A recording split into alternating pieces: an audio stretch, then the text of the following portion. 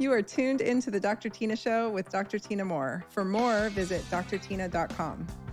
On this episode of the Dr. Tina Show, we're talking about chronic disease in America. I know this isn't a great, happy topic to get into, but it needs to be gotten into. I don't know about you, but the situation looked bleak to me long before COVID, long before the pandemic, and long before we started a mass vaccination campaign with a mRNA gene therapy that was experimental. So we're going to dive into it. One of my great knowledge bombs that came out of my training was due to Dr. Weston Price and Dr. Francis Pottenger. I listened and learned whenever anybody in any of my circle, whether it was my training or it was weekend workshops or it was conferences, would talk about Price or Pottenger. I am a Weston Price devotee. I loved his book, Nutrition and Physical Degeneration, when I was in medical school, and I loved Dr. Francis Pottenger's book as well. I was recently, actually this past weekend, a honored guest at the Children's Health Defense event in Ashland, Oregon. And I got to share a stage with some epic practitioners and doctors and PhDs and researchers, one of them being Dr. Jennifer Margulis and the other being the great Naomi Wolf. I mentioned from the stage Dr. Pottenger, and I got so many great questions from the audience after, and I thought, I should probably talk about this on the podcast. So here we go. If you guys don't know who Dr. Pottenger was or what his work was, I'll give you the quick rundown. In the 1930s, he was actually a doctor of human medicine. I thought he was a veterinarian until just recently when I looked this up. So bad on me for saying that. All these years I've been telling people he was a veterinarian. He's actually a doctor of human medicine, and he conducted experiments on cats in the 1930s. So from 1932 to 1942, he conducted multi-generational nutritional studies on cats. And basically what he did was he took cats who should be eating a raw diet, right? They're felines. They should be eating not cooked meat. And he noticed that when he fed them cooked meat or pasteurized milk, problems arose. In fact, they actually never got past the third generation as they became sterile when they were eating cooked meat and pasteurized, meaning they lost their fertility and the ability to reproduce.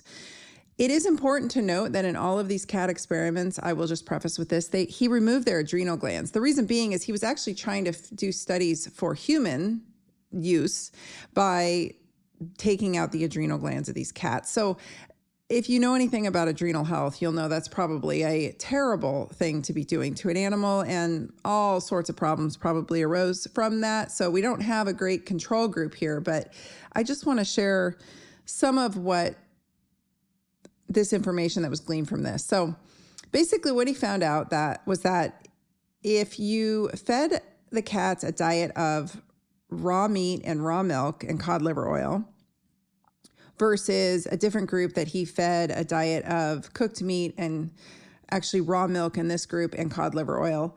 By the end of the first generation, the cooked meat cats started to develop degenerative diseases and get very sedentary. By the end of the second generation, they had developed more degenerative diseases, changes in their skeletal structure, so their bones started to change. The calcium content of their bones started to change and decrease significantly. At 16 weeks of age, the second generation raw food kittens weighed about 2,000 grams on average, while the second generation cooked meat animals were smaller at 1,600 grams. So we're already starting to see problems there. By the end of the third generation of cats, the cooked meat subjects had developed degenerative diseases very early in life, and some were born blind and weak with a much shorter lifespan. Many of this generation couldn't reproduce, as I mentioned. So by the third generation, they'd lost their ability to reproduce. Interestingly, most of the adults of this generation were not interested in sex, and those that attempted to mate could only produce stillborn litters. Kittens of the third generation did not survive past 6 months. The cats died out totally by the fourth generation. Skin diseases, allergies, liver issues, thyroid issues, all kinds of issues arose in these generations as they went down the line, but particularly by this third generation, they were starting to see big problems. Fur loss, so their fur was falling out. It had lost its sheen. The shedding had become increased. The males had become docile and the females had become more aggressive. Does any of this sound like what's happening right now to humans? Because I've been noticing this myself, and I'm not pointing a finger at anybody, but we are definitely on a downward trajectory if you look at the overall health of humans.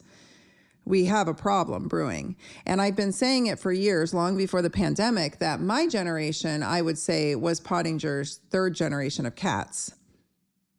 If you look at when processed foods really came on the scene in the boomer generation, that was, in the 1950s, processed foods and that way of living became somewhat of a convenience issue, right? That's when this all started. And so really World War II, we started to see issues.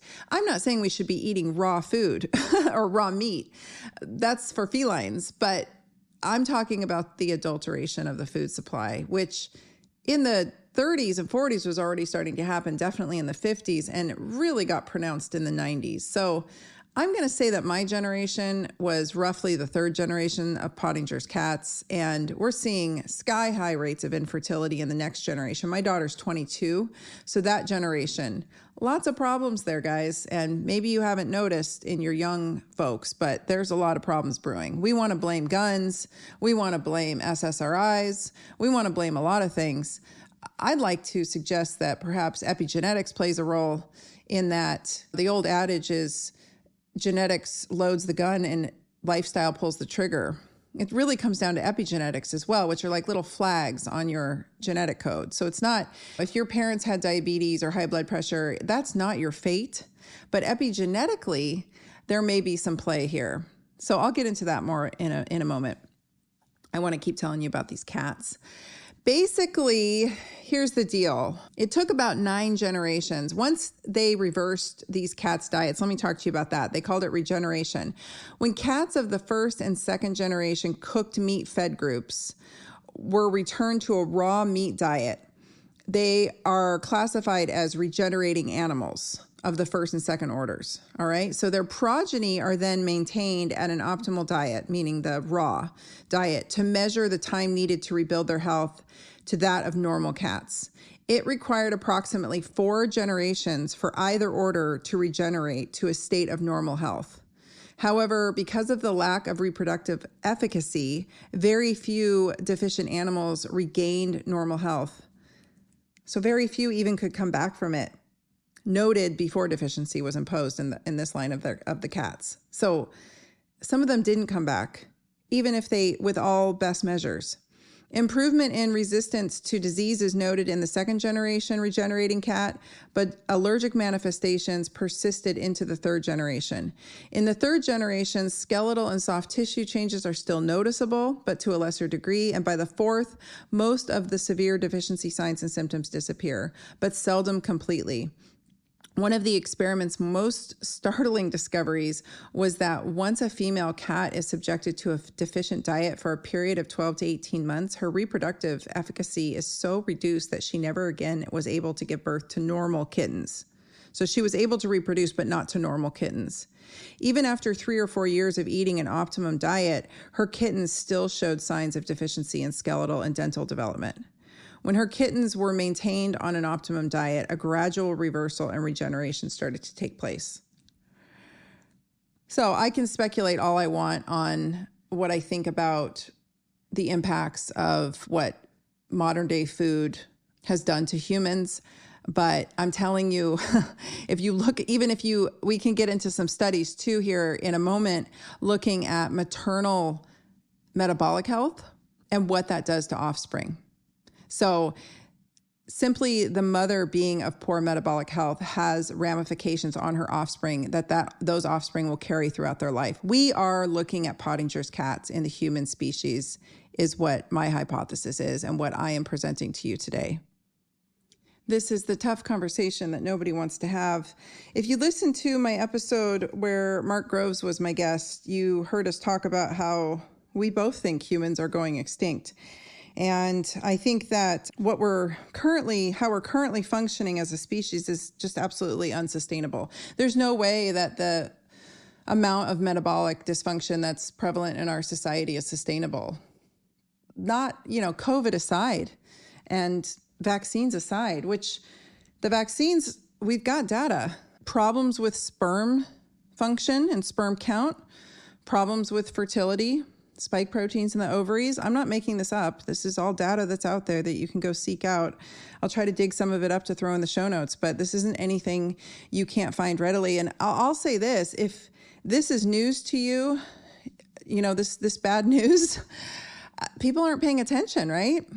Like I talk to people frequently who look at me like I'm wearing a tinfoil hat, and I'm like, clearly you haven't been paying attention, and I don't have the time to explain all of this to you. Like those of you who've been following me this whole time or following many other great folks who've been sounding the alarm know what's going on. But if this is all new news, then we have a real problem. You simply just need to go to any mall or beach or public Costco, go anywhere and just look at humans. We are a hot mess of health. The bulk of humans at this point are not just overweight, but obese. Many are morbidly obese. This isn't a judgment. This is fact that this is not sustainable.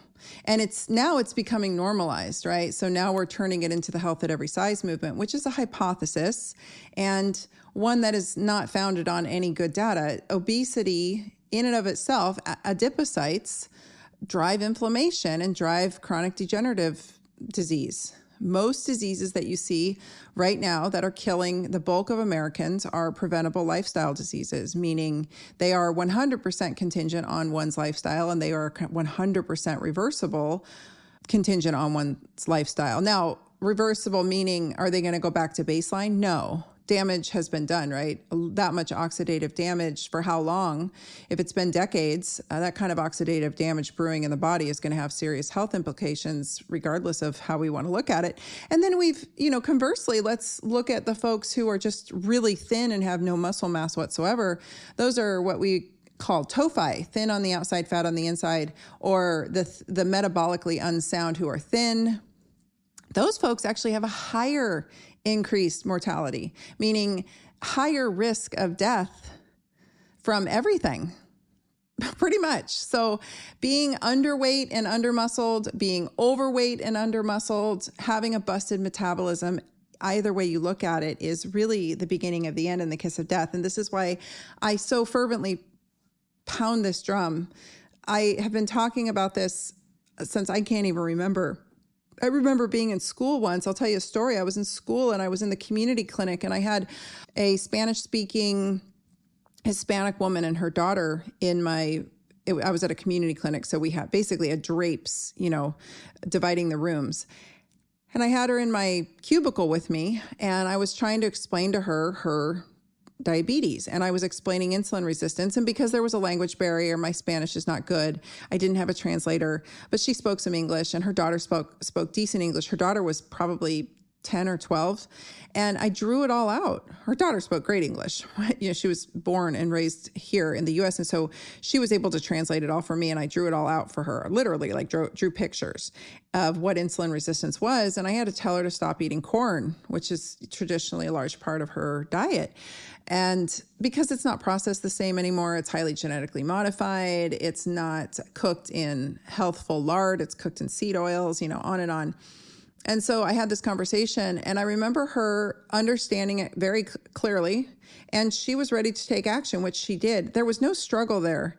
In fact, I'll say this, I get a lot of pushback from liberal white women telling me I'm racist pretty frequently, honestly. I don't know what their white saviorism is all about, but I've worked in a lot of community clinics with the underserved. I've taken medical brigades deep into the jungle of Mexico. I've treated all different types of backgrounds, spent a lot of time working with homeless youth, drug-addicted homeless youth, all different ethnic backgrounds.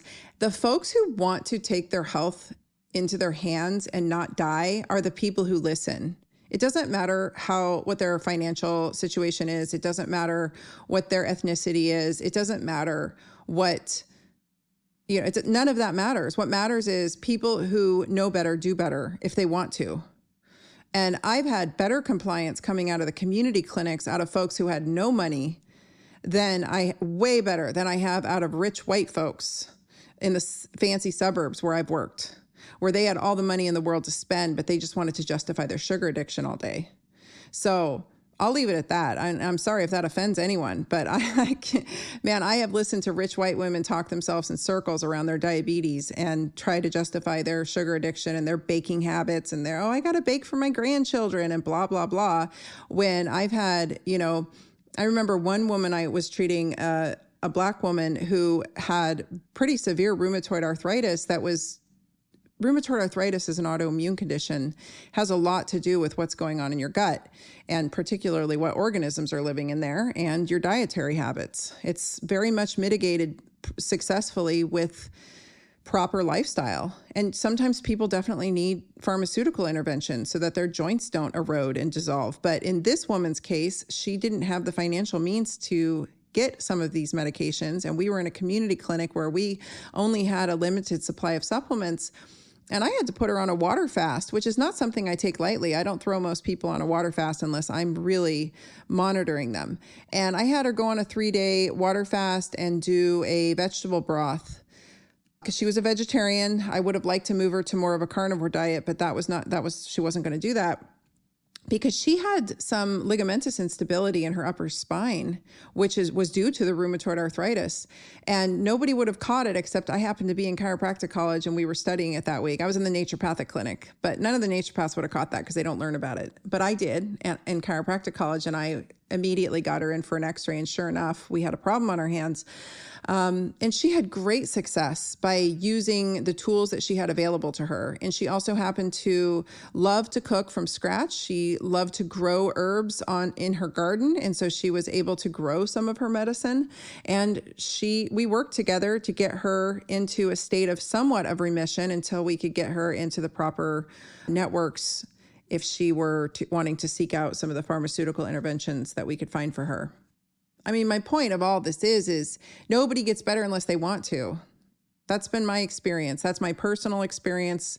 People can judge me by this all day, and I apologize for my passionate rant, if you will, but that's what this podcast is all about. I'm trying to bring you guys truth. I've had a pretty diverse medical experience, not the most diverse. I'm sure there's people with much more diversity than I, but I've helped a lot of people in a lot of situations and a lot of behind the scenes stuff that, I get trashed on by my colleagues often because they're like, oh, she didn't take health insurance. What would she know about treating the underserved? And I actually know quite a bit. So those who want to maintain their health, and those who don't. It often has little to do with resources. Now, I will not dismiss resources because I understand that fully plays into this. I'm going to go back to Big Food. Big Food changed abruptly in the 90s. It was already going downhill since the 50s, but Big Food is a conglomerate that I very much believe is in bed with Big Pharma. Big Food makes you sick. Big Pharma keeps you on their pills. It's a very good relationship the two of them have. Big Food keeps you addicted. Big Pharma keeps you as a customer. Yes, I do believe that Big Food has been disproportionately targeting African Americans and people of color in our country. I do believe that. I don't think they do it because they think that this group is less intelligent, because they absolutely are not. That's not what I found at all in working with different communities. I think what they are banking on is there are different cultures who are more apt to do what the doctor tells them.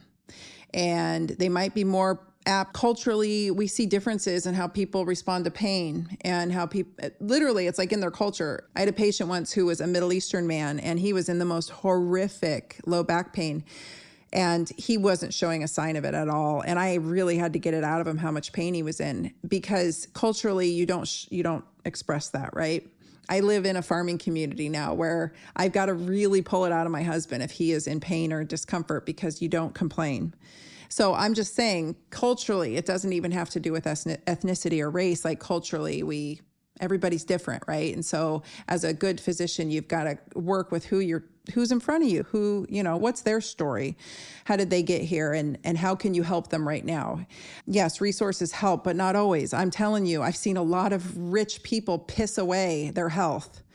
with all the resources in the world, and to the point of it being so frustrating. I worked in one of the richest suburbs in Portland for a long time, and I didn't like it there. I never liked being in that community because I watched a lot of wealthy people make excuses for their shitty health habits. They did not enjoy better health than when I worked in some of the lower income portions of Portland.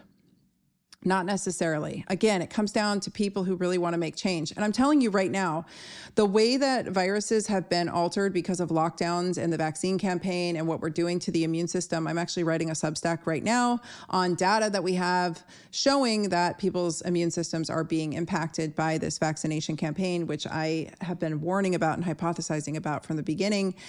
We've got some good data on it. New England Journal of Medicine came out last Friday, that the unvaccinated are less contagious than the vaccinated. Again, another hypothesis I've been sharing. So, it's happening. It makes sense. I mean, when you think about it logistically, and I'm not so much worried about COVID. I mean, I am actually worried about COVID for the vaccinated. You can read more about that in my Substack, but I'm not so much worried about the unvaccinated when it comes to COVID. What I'm worried about is what has happened to RSV, what has happened to the influenza virus. What are those going to look like this fall and winter? And so if you've been sitting around saying, oh, I got to get my sugar habit under control, or I've got to stop drinking, or I've really got to get my autoimmune disease in check, like, you don't have any more fucking time to dink around. And I hope you hear me on this. If you unsubscribe right now and decide you hate me, so be it. If it saves your life, like, there is no more time to be fucking around with your health. If you want to make it through what's coming, I think the toughest part of this story is ahead of us. I think what we're looking at with governments and with future lockdowns, and they just called the state of emergency on monkeypox, and Biden is, as of today, I don't even know what's happened, but yesterday Biden had considered calling it a U.S. emergency, which just gives tyrannical leaders the ability to implement more mandates and more lockdowns and more emergency measures, right? Like, here we go again. And it's crazy making to me, because at the end of the day, I am still seeing huge lines around McDonald's, and I go out and I don't go out in public much, you guys. I live on a farm and I try to stay away from, I've always been this way. I'm a hermit, but when I go out, I am in shock at the utter state of health in this country. I mean, it's appalling to me. Children, teenagers, adults, older folks, everybody is walking around with severe metabolic dysfunction. You can see it because they've all got quite a large midsection. People are going from human shaped to potato shaped. And I mean no disrespect by this, because that's literally what's happening.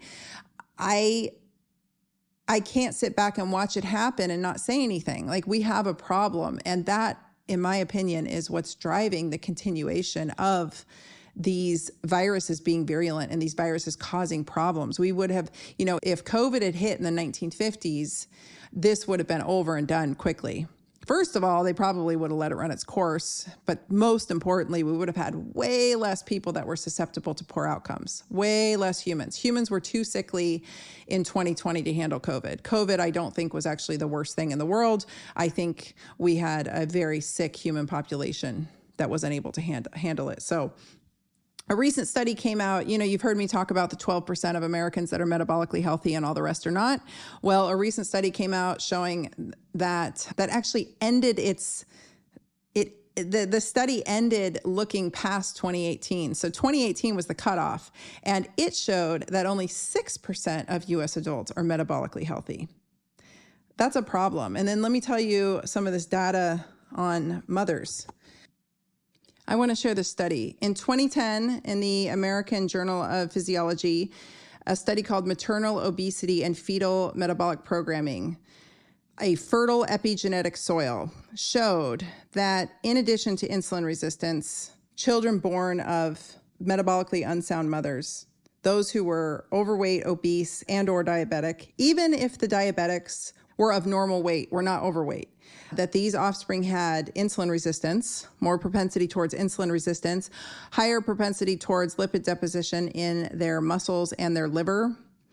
They had macrophages in their system that were leaning more towards an M1 phenotype, meaning their immune system was leaning more towards a more pro-inflammatory state. They had higher levels of inflammation. They had higher levels of insulin-resistant fat tissue themselves. And that fat couldn't break down as easily in the liver and muscle. This is a adult situation. This is what adult type 2 diabetics look like. Like phenotypically, this is what an adult type 2 diabetic would look like. So we're seeing these changes in infants and children of mothers who are metabolically unsound and who are, even if they are of normal weight, who are metabolically unsound. And then we have another study that came out in Frontiers of Immunology talking about infants born to obese, what it was potentially leading to with the offspring.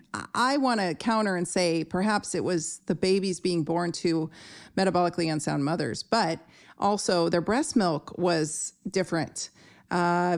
This study concluded that maternal obesity is a significant risk factor for childhood obesity. And some of the changes that happened in the metabolome or the metabolites of the breast milk were as follows. They had excessive fetal growth. These infants did. These infants and children had an increased obesity risk, increased risk of development of type 2 diabetes, premature onset of cardiovascular disease, higher risk of all kinds of issues, really, and different mortalities. They also potentially had higher risk of neuropsychiatric and behavioral disorders like ADHD, conduct issues, and autism. They had a reduction in the prefrontal cortex thickness and associated executive function. This may be due to some of the metabolites, but they also found, interestingly, that a higher ratio of omega-6 to omega-3s in the breast milk. That's not just the only reason, I'm sure, but my point is does this sound familiar? Like, are we seeing, that was a 2020 study. The other study I shared was a 2010 study. There's lots of studies like this out there. You can look them up. And I'm not trying to be the harbinger of bad news always, but do you see a theme? Like, we are Pottinger's cats. We are headed in the wrong direction, and now it's becoming generational. So reversing this, if it's anything like Pottinger's cats, is going to be quite challenging. I don't know if we have enough time to do it because nobody's waking up. Nobody, like the mass group of people, are not realizing this is a problem. And, Pepsi Cola and Nabisco and Kraft and all these companies are continuing to win the war. And we are not even, like, I can't post about this stuff without being met with massive vitriol on my Instagram. It's wild to me. And I've talked to some of my colleagues who share the very same type of information and very much the same delivery style. And they have much smaller followings and they don't take the heat like I do. I think it's because I have a bigger audience, but it's crazy to me the amount of pushback I get from people who just want to argue for their limitations. And I will say this to them with all my heart and soul. I am here trying to help, but arguing for your limitations isn't going to reverse your chronic metabolic disease, which is going to ultimately lead you down a terrible and miserable pathway, whether it be heart disease, blindness, kidney issues, leading to dialysis or chronic osteoarthritis, which is a metabolic disease. You can go back and listen to my episode with Sean Baker on that. All of these don't lead down it's not going to get better. Yelling at me for your limitations isn't going to get better, right? And I know it's hard because most of you listening are in agreement with what I am saying, and I'm in an echo chamber here, but I know you're trying to talk to your loved ones. I don't know what the answer is. I don't know if there's any way to compel anyone to change their behaviors. You might be able to scare the shit out of them. That might work. Fear is a great motivator. I hate to say that, but that seems to be the only thing that gets people to take action most of the time, is me having to put a little bit of fear into them, a little bit of come to Jesus, fear of God.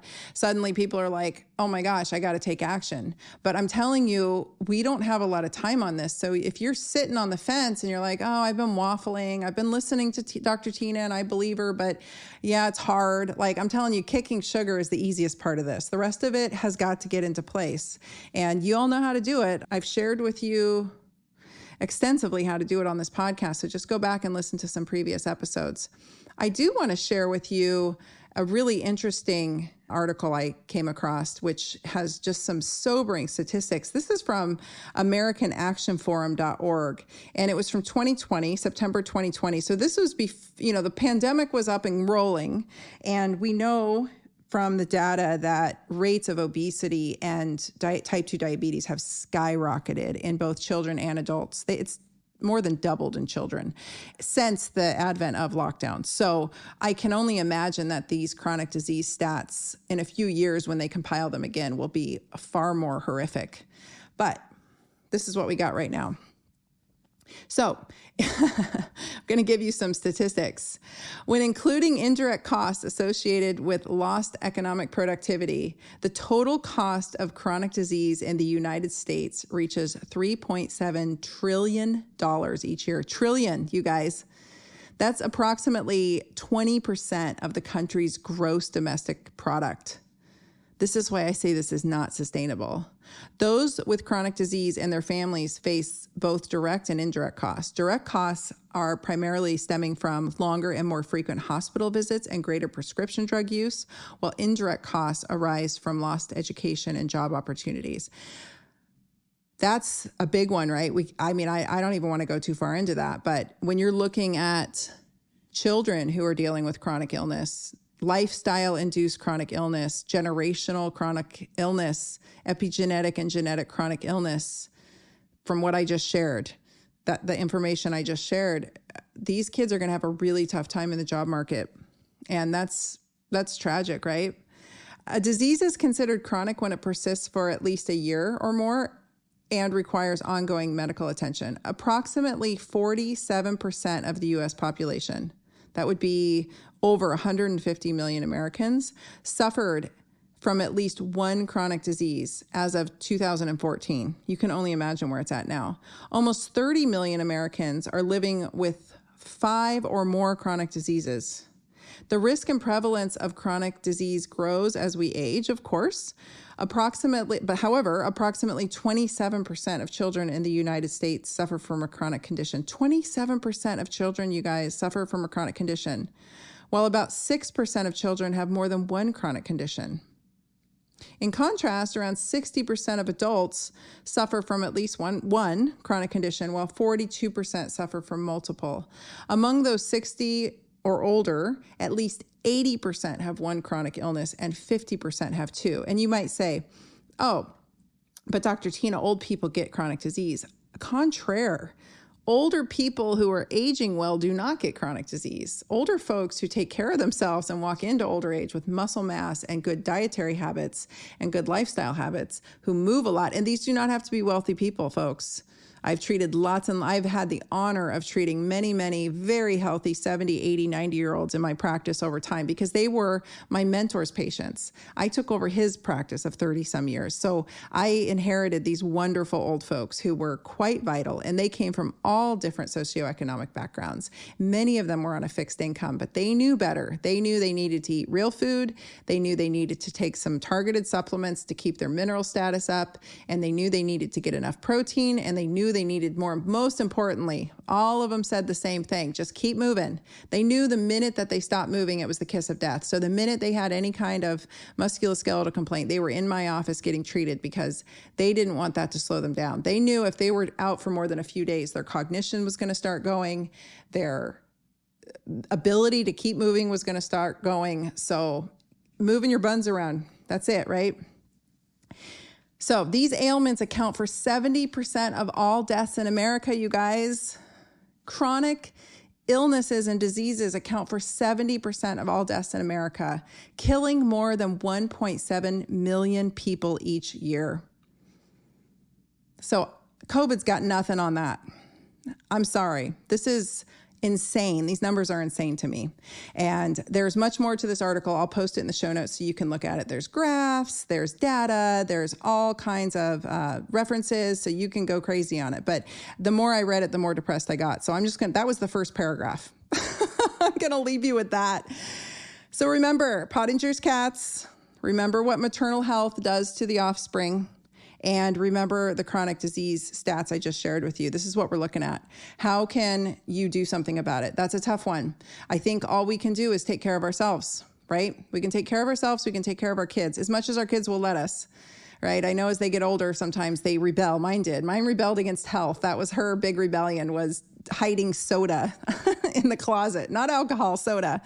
But the best we can do is model our own good health. I have read lots and lots about behaviorism and, just the myriad of ways to get patients to be compliant. And I'll tell you, at the end of the day, nobody does a damn thing unless they want to. And that's it. So I've also, as you know, I teach doctors how to market. So I would say I'm a marketing and business coach.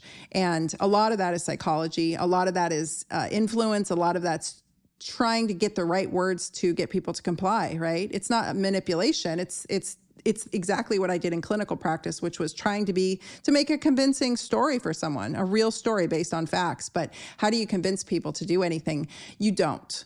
People come around when their pain becomes severe enough. And oftentimes that works, and other times it doesn't. Sometimes they're so far gone that turning the ship around is going to be a real challenge. I've seen that clinically as well. And it's really heartbreaking when people finally decide, like, yes, I'm going to make some massive changes. And it's hard. It becomes really challenging, and it doesn't work as easily. So the younger you are, the better. But don't throw out the baby with the bathwater, even if you're older. Get your ass in gear and do it now. Your family is depending on you. Your loved ones are depending on you. And if anything, you want to be able to survive the zombie apocalypse that we are currently in. We are in book 3 of The Hunger Games, you guys. Shit is getting real. I don't mean to be a Debbie Downer. I'm just a realist, and I want to let you know what we're dealing with. We are dealing with a chronically ill country, which is not sustainable. All we got to do is outlast the tyranny, stay healthy, and not let any of these buggers coming down the chute this fall and winter get us too badly. Resilience is the key. So get the sauna if you can. I've got links to my sauna in the show notes, the saunas that I love. Make sure you're exercising regularly. Make sure you're building muscle as part of that exercise. Make sure that you are managing and mitigating your stress levels. That might be as simple as changing your job or getting rid of somebody in your life that you absolutely cannot stand. A lot of people are living with people they can't stand, or they're dealing with quote unquote friends that are causing them extreme amount of stress. I'm telling you, one of the simplest and most effective things I've done for my health is just cutting people out of my life when they are chronically elevating my cortisol.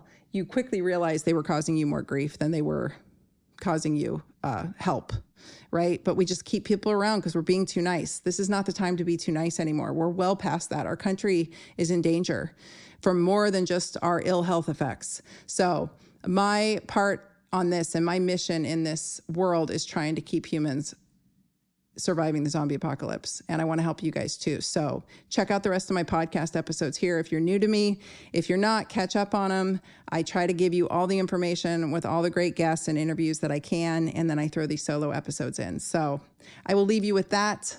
I will bid you adieu. If you have any questions for the podcast, please don't hesitate to email us at podcast@drtina.com. Be sure to check out my store at store.drtina.com. I've got an awesome selection of supplements in there that are vetted and created by me that will help you build your resilience as well. And I've got a variety of information on my website at drtina.com. Thank you so much for listening. Thanks for listening to the Dr. Tina Show.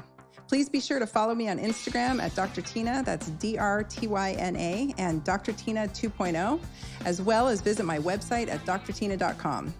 This is a Resonant Media production produced by Drake Peterson and mixed by Chris McCone. The theme song is by John the Guilt.